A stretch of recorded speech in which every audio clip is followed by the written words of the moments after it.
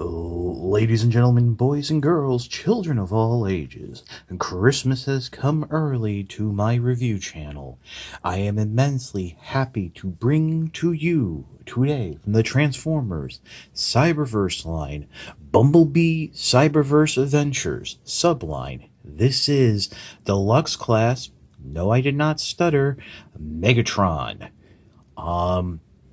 This is one of it's going to be about 8 figures that are in the deluxe class style, fully articulated, no gimmicks, based on the Cyberverse animated series.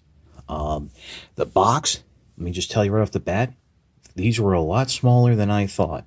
These are smaller than Siege Deluxe boxes. But what I really like is that they're perfectly square, making for easy storage. The gimmick of these first 8 figures is they do have a Build-A-Figure Megatron. I'll be very honest with you, the last time the Transformers brand tried to build a figure, it did not come out well. I really hope they had the Marvel Legend designers looking over their shoulders, giving advice. Here's the back of the box. We're starting off with Megatron. That's by request, by the way. And here off to the side, like on Marvel Legends packaging, you can see the a macadam broken down into numerical segments, and those correspond with the respective figures.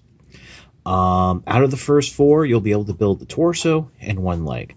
But we'll get to that a little bit more later. So that's it. I usually don't cover the packaging. I just wanted to show this off. I was actually surprised, and I do have to apologize and correct myself. I thought the Bumblebee Cyberverse Adventures subline was going to be for repaint retools of the previous Warrior class figures. Since these are new molds, I stand corrected. There is also the Battle for Cybertron subline. So keep an eye out. They're going to have, figures from there. So just know what you're getting, because this Megatron is going to be on the shelf at the same time as the repaint of the Warrior class figure with a retooled double fusion cannon. But that's it for now. Let's take a look at the figure. And here is Megatron out of the packaging, and surprisingly, with all its accessories attached. He comes with the fusion cannon, these 2 missile launchers which come attached to the figure, but he also has a blast effect which can be stored on a peg on the back of the figure. I think that's a nice little addition for those times that you don't want Megatron blasting away. The blast effect can come in 2 different pieces, and I don't know how well you're going to be able to see this. Okay, if I hold it just like that, you see that there's 2 tabs there? There's actually 2 slots on the inside of this longer blast piece, and that's how it actually holds together. If you don't line it up properly, it's not going to hold well, and of course, can fit inside the fusion cannon. A few things I should mention right off the bat about this figure. While it is more complicated than a Warrior class figure, it is still what I want to say simplified figure, but it is still done in that made for simpler times style. Basically what I'm saying is you have ball joints in the shoulders, ball joints in the hips, swivels here at the thighs, ball joints at the elbows. The figure is loose. The figure came loose out of packaging. The hips are the hips are rather loose. I've transformed it a few times, and it's only gotten looser. But as you can see, it's standing very well. And on top of all those joints, you do have ankle pivot. So they did bring something in from Siege, and you have like a little hinge there. One thing I also want to mention: a hip swivel. The reason I'm mentioning that will make it a little clearer down the line when we get into the transformation. One last point of articulation I do want to point out, because I think it's absolutely fantastic, He has a fairly expressive head. The one problem is because of the design, it can't look back, so you can't really get him to look up much, but I think this Megatron is one of the best deluxe class Megatrons we've ever gotten. It's this nice, updated evergreen style. It's G1-ish, but with a different look. I really can't say enough about this design. I mean, I literally just got the figure in the mail, opened them up, transformed it. Brilliant design. So one thing before we get into the transformation I should probably show you is the fusion cannon obviously can remove.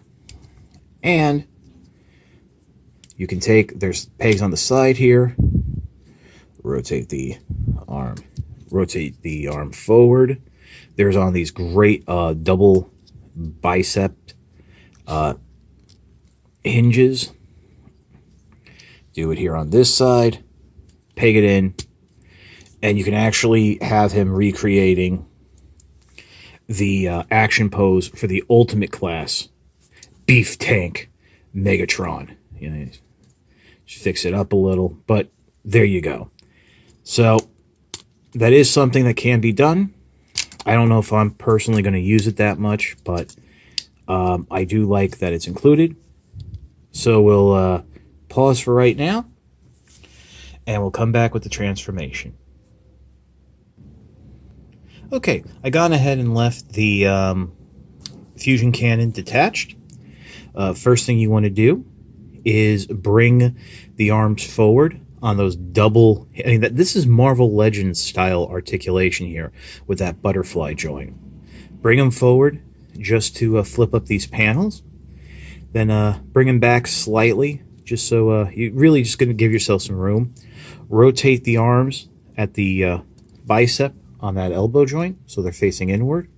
Bend them up so he's giving you like a little bit of a sass pose. Next, what you want to do is grab the back treads, bring those down. They will friction into place. Then rotate the arms up. If they haven't already, bring them back on those butterfly joints, and the fists will peg together just like that. So now he's basically doing this overhead macho pose. Turn the figure around.